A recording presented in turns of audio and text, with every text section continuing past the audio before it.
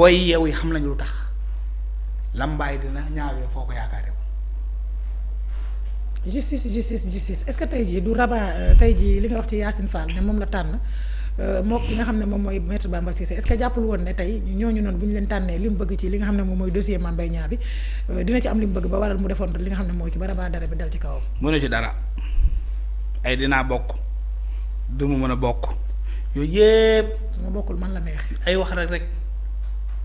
Sonko ay booyam lay waxal ba tey yéen xanaa Sonko dafa nekk ci communication Sonko sait qu'il est en train de perdre en influence politique en impact politique il perd en électorat et il le perd définitivement madame.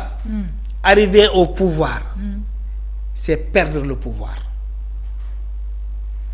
jot ci nguur. mooy ñàkk nguur. bu la yàlla natoo ba nga jot ci nguur xamal ne say mbir jeex say affaire jeex na. foofu la yem amul leneen gis nga leneen lu nekk au-delà du pouvoir. non amul leneen lu gën a kawe pouvoir. boo demee ba sur le toit de ta maison nga yegg fa toog fay jëmate leen xanaa da ngay sax laaf naaw. laafi naa mbaa du nga koy duñu. le toit de ta maison nga dem foofu nga toog nga fa juddu toog. waaw lan moo la dese wadd rek. wala wàcc. parce que yëg nga. dañ nga. loolu tax les savants disent arriver au pouvoir. C'est perdre le pouvoir. Plus tu t'approches du pouvoir, plus tu désamorces l'initiative de sa perte. Loolu lay dégg. Il ne reste rien à Ousmane Sonko à part perdre le pouvoir. Et il le perdra. Et c'est inéluctable. Il le perdra. Et cette dynamique-là, cette machine de sa suite, elle est enclenchée. te Ousmane Sonko moo ko déclenché. mu ngi koy déclenché le jour où il a dit que par force je serai président de la République. mënatu ci dara c'est fini madame. mais xoolal commerçant bu doon nag. c'est fini Ousmane Sonko a le pouvoir lu mu am ci pouvoir loolu moo ci nekkoon wàllam li si des Diomaye moo ko moom et Diomaye a le même destin que Ousmane Sonko ils ont gouverné ensemble ils débarquent ils quitteront ensemble wallahi billahi wallahi watallahi maa la wax loolu. non oui nguur la ñu am nguur c'est pas au pluriel ñoo ko bokk. yàlla du ko joxe ci ay pàcc mu yàlla du joxe nguur ci ay pàcc-pàcc. du ko def. lu yor réew yàlla du ko joxe ci ay pàcc-pàcc ci ay morceaux. dal leen koy jox ci benn package la package. ñoom ñaar ñoo ko bokk boo leen ko tujjee. Sonko daa jël wàllam Diomaye jël wàllam Abass Fall jël wàllam. El Malick Ndiaye jël wàllam jeex na gis nga partie boobu ils se le sont déjà partagés ku ci perte sa wàll pare nga. d'accord déggoo ma de. dégg naa la bu baax. yàlla buy joxe nguur du ko joxe ci ay pàccal nii. da koy jox kii moo ko yor ci bii génération ak noonu déedéet bu koy jox ay groupe la koy jox. Benno Bokk Yaakaar la joxoon. Soppi la joxoon PS la joxoon bu mu ko nangoo ci Soppi da ko andi ci PS da ko andi ci coalition Soppi 2000. bu mu ko jëlee da ko andi ci coalition bu Macky bu 2012 bu mu ko jëlee ci Pastef la ko jox coalition Diomaye jeex na bu koy nangu keneen la koy joxaat amul damay génn waat Ousmane Sonko ci dynamique boobu. jox ko beneen affaire déedéet c'est pas possible c'est fini. c'est fini. c'est fini.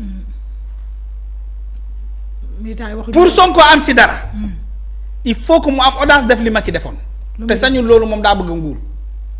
mooy il quitte tout le navire de Diomaye mu raxasu ci ba mu set wicc assumer ko ensuite peut-être yàlla créer ko sa cadre là te du ko def moom daa bëgg nguur gis nga oto yi muy jënd yi bees yi. waaw gis naa gis nga nu muy sàncee. gis nga tukki jet privé yi waa ji amul grandeur abandonné loolu munu ko du ko mus a def ñam na ba pare te neex na ñam moom neex téye la tudd ndax da ngay amaat envie ñamaat.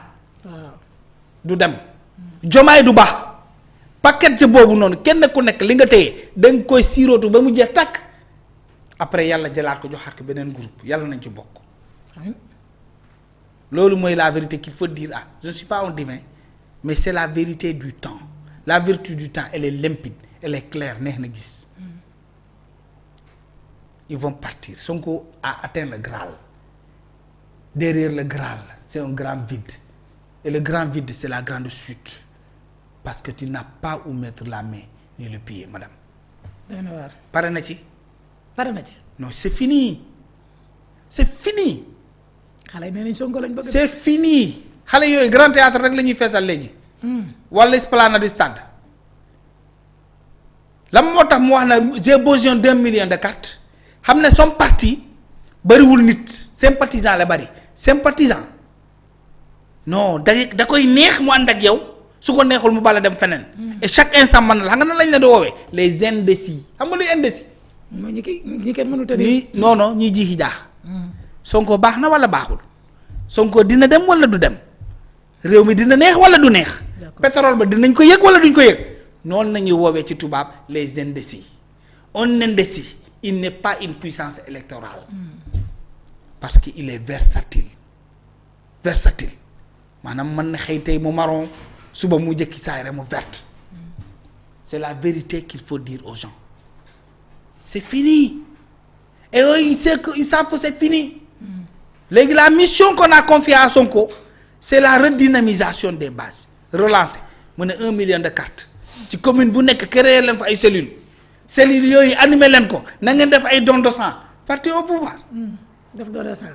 def leen ay dons de sang. ñoom dafa dañoo bay kànja sax. loolu la wax di. kànja gi ñuy bay yaa ngi ko. doon def leen ay dons de sang. discours Ousmane Sonko boobu il faut le lire. il n'est pas vide.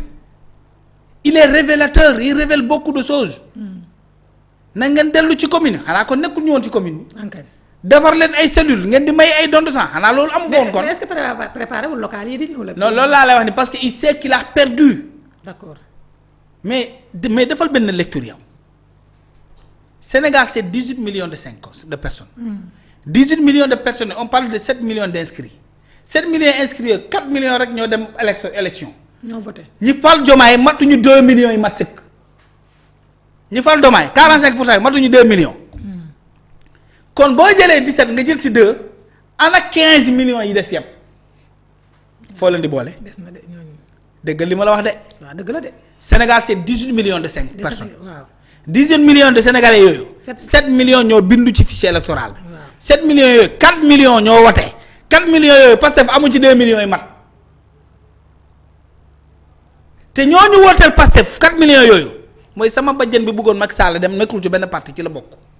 waaw sa yaay mi bëggul pare woon ci Macky Sall nee nañ dafa bëri fitna gaz lacrymogène dañ cee sonn Adji Sarr am diw dañ cee sonn Diomaye moo fi tane nañu wooteel Diomaye ñu ngi ci 2 millions yooyu. kon ñooñu nga xam ne c'est la majorité silencieuse bu wooteel la Diomaye boo ko jëlee ci loolu nga xam ne moo wooteel la Diomaye Pastef li ko desee bariwul de authentique militant authentique amu ci 800,000 personnes.